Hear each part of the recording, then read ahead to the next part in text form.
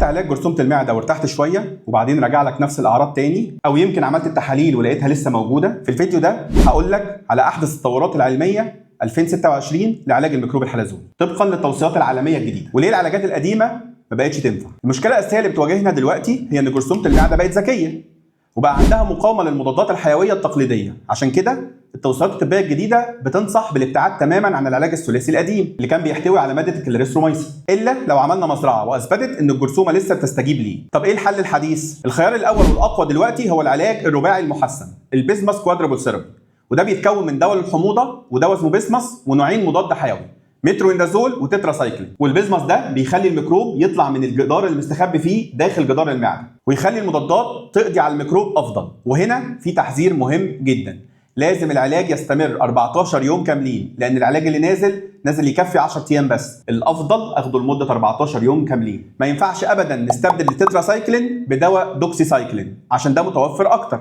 لازم التتراسايكلين.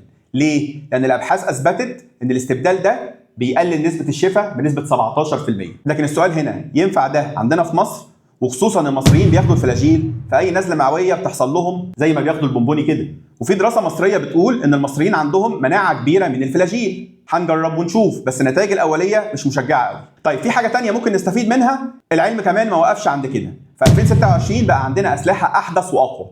اولا في ادويه بتشتغل بتكنولوجيا جديده اسمها الفونوبرازان، دي اقوى واسرع بكتير من ادويه الحموضه العاديه، وبتهيئ بيئه المعده عشان المضاد الحيوي يشتغل بكفاءه. اتنين، في مضاد حيوي جديد اسمه ريفابيوتين، الجرثومه شبه ما عندهاش اي مقاومه ضده، اقل من 1%. والخبر الحلو ان في شركه مصريه نزلته خلاص.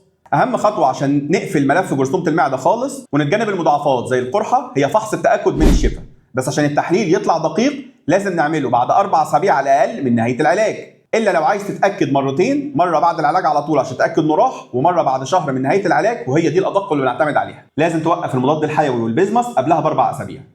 نجاح العلاج معتمد بنسبه كبيره على التزامك بجرعاتك وبمده 14 يوم كاملين، حتى لو حسيت انك بقيت كويس في النص. لو عندك اي اسئله عن جرثومه المعده اكتبوها في التعليقات وهنرد عليها، وما تنسوش تشاركوا الفيديو ده مع اي حد بيعاني من المشكله دي. ودمتم بصحه وسالمين.